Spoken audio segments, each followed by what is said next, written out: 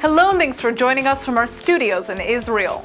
Coming up in today's newscast, the Israeli government coalition goes through some major changes. Israel approves a controversial gas deal, and if you want to live a long life, it might be time to move to Israel. I'm Natasha Kirchuk here with the latest news in the Holy Land.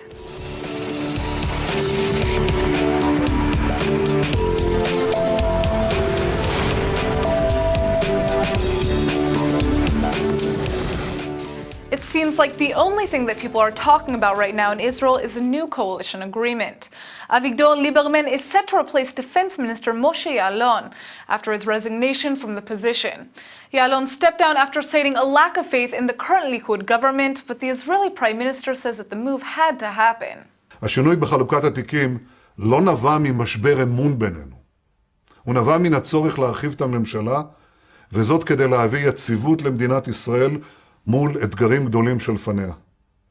אני מניח שאם בוגי יעלון לא היה מתבקש לעזוב את משרד הביטחון ולעבור למשרד החוץ, לא היה מתפתח מה שהוא קורא משבר האמון בינינו, והוא לא היה מתפטר.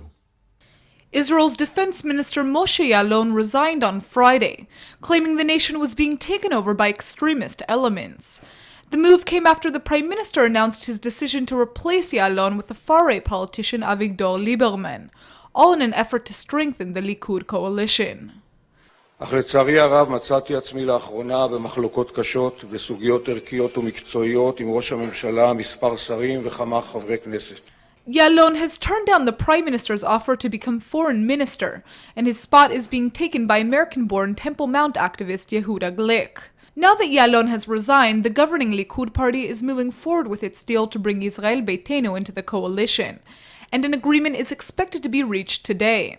Israel Beitenu leader Avigdor Lieberman and Finance Minister Moshe Kahlon met over the weekend to resolve remaining issues relating to coalition demands that require a budget, such as immigrant pensions. Prime Minister Netanyahu wants a full agreement to be completed today so that it can be brought for Knesset approval on Monday.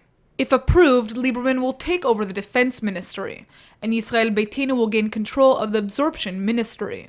Prime Minister Netanyahu currently has an extremely narrow 61-seat coalition in the 120-member Knesset, and the addition of Israel Beitenu will give him a coalition of 66 Knesset members, making it a lot easier to pass legislation. The leader of Hezbollah says the terror group is planning to increase its presence in Syria, all in response to the killing of its top military commander Mustafa Badreddin. Hezbollah has finally issued blame for his death, only this time it's not directed at Israel. The Lebanese terror group is blaming Syrian rebel groups for his assassination, and is vowing to strengthen its influence in Syria. هذه الدماء الزكية ستدفعنا إلى حضور أكبر وأقوى وأكد في سوريا. إيمانا منا بحقانية هذه المعركة وصدقية هذه المعركة، وأيضا ليقين منا بأن الآتي هو الانتصار في هذه المعركة. ليقين منا بأن الآتي هو الانتصار في هذه المعركة. نحن باقون في سوريا. سيذهب قادة إلى سوريا أكثر من العدد الذي كان موجودا في السابق. سوف نحضر بأشكال مختلفة أيضا، وسنكمل هذه المعركة.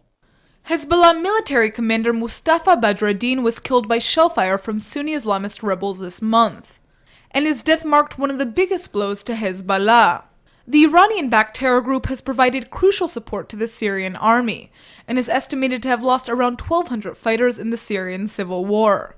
Although Hezbollah leader Hassan Nasrallah says Badreddin was not killed by an Israeli attack, he's still warning that Hezbollah will retaliate if Israel targets any of the group's fighters. واليوم أنا أقول للإسرائيليين بين هلالين الذين أنصفونا، وللأعراب الذين هم أشد كفرا ونفاقا الذين اتهمونا، وللعالم وللعدو وللصديق في هذا اليوم، في أسبوع الشهيد القائد الجهادي الكبير السيد مصطفى بدر الدين ذو الفقار، إذا امتدت يدكم إلى أي مجاهد من مجاهدينا أيها الصهاينة، سيكون ردنا مباشرا وقاسيا وخارج مزارع شبعة وبكل وضوح وأيا تكن التبعات. At least 4 prominent Hezbollah figures have been killed since January of last year, and a number of high-ranking Iranian officers have also been assassinated. Many of their deaths have been attributed to attacks from Israel and Syrian insurgents. When you think of oil in the Middle East, Israel probably isn't the first country that comes to mind. But that might be about to change. The Israeli government has just passed a new energy agreement, and it looks like Israel is on its way to becoming a regional energy powerhouse. Today, government ministers approved a new version of the controversial gas deal to extract natural gas from massive offshore fields, which was previously struck down because of its stability clause. The Israeli High Court ruled in March that the deal would be cancelled within a year unless a 10-year stability clause was changed. Now, the revised deal includes a clause enabling the future governments to alter the terms agreed with drilling companies. Prime Minister Netanyahu has made the gas deal a centerpiece of his agenda, saying it has the potential to earn billions of dollars for the state and transform Israel into a regional energy powerhouse that's self-sufficient. אני חושב שזה צעד חשוב ביותר, אפילו היסטורי, לכלכלת ישראל ולרווחת האזרחים, ואנחנו משתמשים במתנה שהעניק לנו הטבע לטובת המדינה ואזרחיה. Today, ILTV's Steve Leibowitz sat down with a key figure in negotiating the gas agreement. Eli Kroner is Director General of the Prime Minister's office, and he claims that the gas deal will have a positive impact on the Israeli economy. I know it was a long wait. I know it took much longer than it needed to. We discovered these reservoirs 6-7 years ago.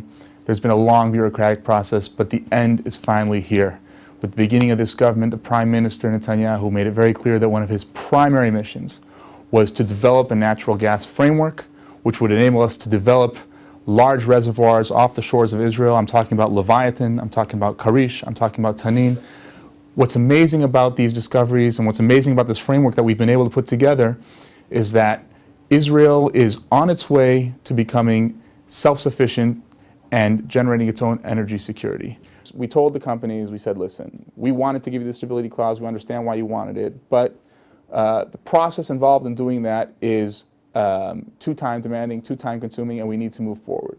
Because of the relationship that we've been able to forge with them, and this is the Prime Minister Netanyahu, this is Energy Minister Steinitz, we were able to build up that goodwill after too much neglect, so that they agreed to basically remove that clause from the agreement, and now we're moving forward and developing the fields. So after the cabinet gives its final approval for the new agreement and the gas deal is finally approved and starts to work, how long will it take before we see a major impact on our economy, and what kind of impact are we talking about? So it'll take 2, 3, 4 years, but the impact will be astounding. First of all, in terms of economic growth, you're going to see a major impact on the economy. There's no single lever that you can pull that will give more growth than natural gas. First of all, you're creating a new industry in Israel. We don't have an upstream industry.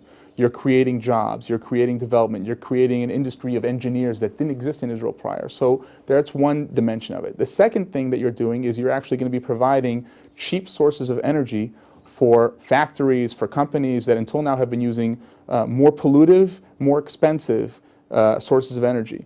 So basically what we're telling people is that you're going to take your energy costs in all sorts of factories across the country, and we can reduce them by 10, 20, 30, 40%, depending on what the prices will be. That's a tremendous thing. There are factories, including a couple that have gone bankrupt, that wouldn't have gone bankrupt because of this. If you think about it, if you're running a company, if you're running a factory, a big percentage of your cost is electricity. And we're going to make that electricity cleaner, and we're going to make it cheaper. But because sources of energy are so important, and if you look at all the diplomatic conversations that the Prime Minister and I are having with world leaders, so much of it focuses on energy. The ability for us to leverage these natural resources in order to enhance our diplomatic stature, in order to gain diplomatic status, in order to help our relations with Turkey, for example, and with Turkey, Cyprus? with Egypt, with Jordan, with the Palestinian Authority, and eventually onto Europe. You have to understand, Steve. So it's a real strategic I hate to use the term game changer because it's the most overused term in English language generally and in media specifically, but this is a game changer. If anything is a game changer, it's this. And for us, for Israel, to be eventually a net energy exporter is unthinkable. This is going to really transform the economy, and that's before we talked about all the revenues, all the tax revenues that Israeli citizens are going to get from this. We're expecting billions and billions, hundreds of billions of tax revenues. Think about what that can be done in terms of education. Think about what that can be done in terms of healthcare. The opportunities for Israel's economy and for us to be self-sufficient. We're no longer going to be dependent on a pipeline from Egypt importing natural gas. What happens with that? It's really a bonanza, and it's a major, major impact for Israel's economy on all fronts. I don't want to get into politics with you, but Avigdor Lieberman, who's now going to be the new defense minister possibly, is in favor of that gas deal, whereas Herzog and the Labor Party were against it. Do you think it might have had a factor in the coalition dealings? I'm going to dodge that question with your permission, but I will say this. I don't want to expose anyone particularly. I understand that there were political reasons that the Labor Party and members of the Labor Party opposed the gas framework that we brought, because the opposition, naturally enough, opposes many initiatives that the Prime Minister brings. But I can tell you that I spoke to many of those Knesset members privately, and their private opinions on the natural gas framework was very different than the official public stance of the Labor Party. And that's all I'll say. Was not one of them. I honestly believe that Shelley Yachimovich is opposed to the gas framework, and when she says that she's opposed to it, she means it. Eli Kroner, Director General of the Prime Minister's Office, thanks so much for being with us at ILTV. Pleasure to be here. Thanks. Meanwhile, Israel's military says it's developed a version of its Iron Dome missile interceptor system to protect its offshore gas platforms. The augmented defense system has the ability to shoot down several short-range ballistic missiles from a moving boat. Israel has boosted its naval defenses over the past decade since the discovery of natural gas fields off the country's Mediterranean coast. Even though the biggest fields are from the shore, the gas actually flows to platforms in shallower waters that can be seen from the southern Israeli coast. This means that they're within rocket range of Hamas militants in the Gaza Strip. Until now, Israel's Iron Dome system has been proven to be capable of shooting down around 90% of Palestinian rockets fired from the Gaza Strip. But now its software and algorithm is being adjusted to help meet the Navy's requirements. A test 2 weeks ago proved that the new Iron Dome of the Sea is operational, and it looks like it will be able to protect Israel's strategic oil assets at sea. Israel is known as a startup nation for its groundbreaking business and technology, and it turns out the passion for innovation starts early on for many young Israelis. The Israeli University IDC Herzliya organizes an annual competition called Israel Hack IDC, where students from all over the country submit and create new apps and websites. Joining us today is one of the developers of the competition's winning product, Guy Ben Moshe, and event sponsor Avishai Cohen from Amadeus. Thanks for coming in, guys. Thank you. So Avishai, your company sponsored this event. Can you tell us what your company does? Well, our company is a technology company that we are providing a point of interest about how to connect to travel industry. We're looking about how to improve the travel industry in the next coming years. We give all the information and data that is needed, like hotels, flights, cars, insurance. And we do provide some kind of a sandbox for all developers to join and try our technology. We're a global company, and we are here in Israel, one of the offices of Amadeus. So we're going to be talking about how you actually collaborated with Guy's company, our website. So Guy, tell us what it was like to compete in this competition. You know, what website did you create? The website we created was called Bet Your Wish. It's if you're using eBay, you know that sometimes you cross over in a product that you want but you can't buy now. So you save it in your wish list.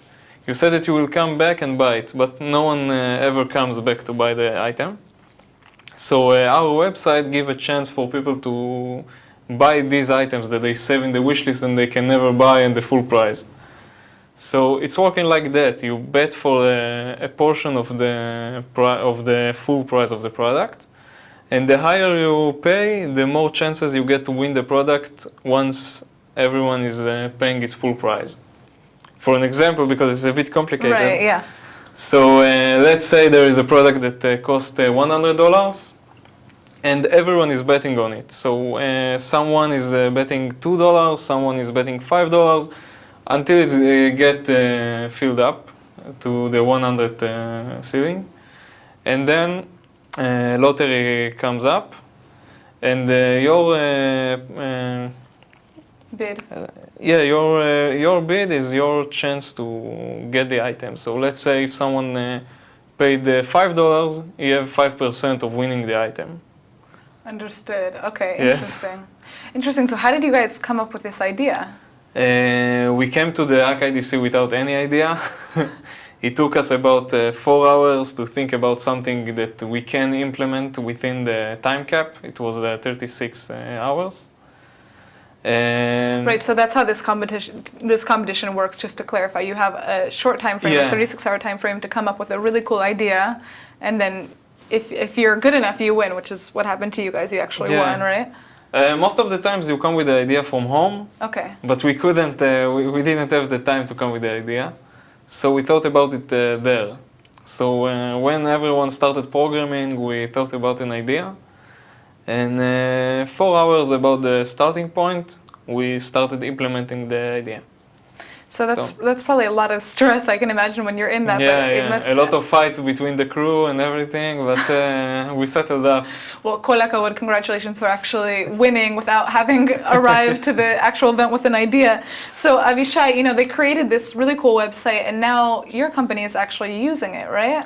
No, actually, our company is actually giving him the flow, how to work with Understood. that. Well, let's say he built up like a eBay website, and in this case, he wanted to sell up flights to London or any other exotic place, and he would need the pricing. He would need to know when the flight is going out, what type of seats, what hotel or car he would like to rental, and he can present that on his website by calling Amadeus behind the scenes and receiving from Amadeus all the needed information about when exactly is the best flights and where's the best seat to sit and the prices for that and so on. So we are providing actually content for his data. Yeah, just like the products from eBay, so we have the flights and the hotels and everything from Amadeus, and people can bet on it just like any other product from eBay. What's beautiful about this is that you guys are collaborating in this really unique way, and that kind of all came through this event. So, speaking about the event, why does Amadeus actually choose to sponsor it? Well, we see as Amadeus, we're looking for new innovations. When you talk to young students and you see what they're thinking about, sometimes it's a unique idea that you would like to sponsor or look for and see how we can inspire new ways to travel in the industry, because when you look in this section, there's a unique place to do that by bits. There's other aspects that we looked at that someone designed, running a route through people that like to go to one hotel and would like to see more a point of interest around the hotels, and during that time doing jogging around the hotel and seeing those places. So one team built up some kind of a map that automatically upload to the mobile phone or to your mobile watch, and you can see where you're running, get information about the area, what the point of interest around, and we're providing all the data behind the scenes to complete that that application or that website. Amadeus see that we are looking for how to create new ways to travel the futures. And that's exactly our way to do that. We go into hackathon, we expose our content to the students, and it's amazing time to spend with the students. You see amazing minds working on that. And in this hackathon, we had around 70 teams, and he was one of the best ones there, but there was a lot of excitement there. And it's not the only team that came without any ideas. Lots of teams that are joined up together, meet the team members on that same day, and eventually come up with amazing ideas, and doing that in less than 72 hours, it's something remarkable for that. Yeah, absolutely. I mean, hearing about this sounds amazing. I want to hear about all the other apps and websites that were created as well, but unfortunately we don't have enough time. But again, congratulations. Thank you. And this is great what you guys are doing. I hope to hear more about what happens to your website in the future. Thank you so much. Thank you very much. If you want to have a long and fruitful life, you may want to make your way over to the Holy Land. Israelis born in 2015 are projected to live among the longest on the planet, since the Jewish state has been ranked as having the 8th highest life expectancy rate in the world. The World Health Organization has just released new statistics showing that Israel is a world leader when it comes to life expectancy rates. I guess the daily stresses of living in the Holy Land aren't shortening lives, since Israeli citizens reportedly live an average of up to 82.5 years. The Israeli average lifespan beats out the United States average, which is 79.3 years, almost 3 years shorter than Israel. It turns out that's not all. Israeli men born in 2015 were projected to live the 5th longest life on average, with an average lifespan of 80.6 years. These WHO statistics don't provide information about Palestinians living in the West Bank and the Gaza Strip. But if you're wondering which country has the highest life expectancy, it turns out to be Japan, with an average lifespan of 86.8 years. The West African country Sierra Leone is on the other end of the spectrum, with a mere average of 50.8 years for women and 49.3 for men. Today's word is yam, which means sea in Hebrew. When Israelis talk about going to the beach, they often say, Ani olechet layam, or I'm going to the sea. They say sea instead of ocean because Israel is located on the Mediterranean Sea. So the wording is definitely intentional. In beach cities like Tel Aviv, a lot of the city is based around the sea, and it's definitely a good thing. Sometimes it seems like all of Israel's at the beach on the weekend, but it makes for a lot of fun and a good chance to work on your tan. Let's go ahead and take a look at the weather forecast. Today it's 86 and sunny in Tel Aviv, perfect for the beach. Tomorrow should cool down to 74 and it will be partly cloudy.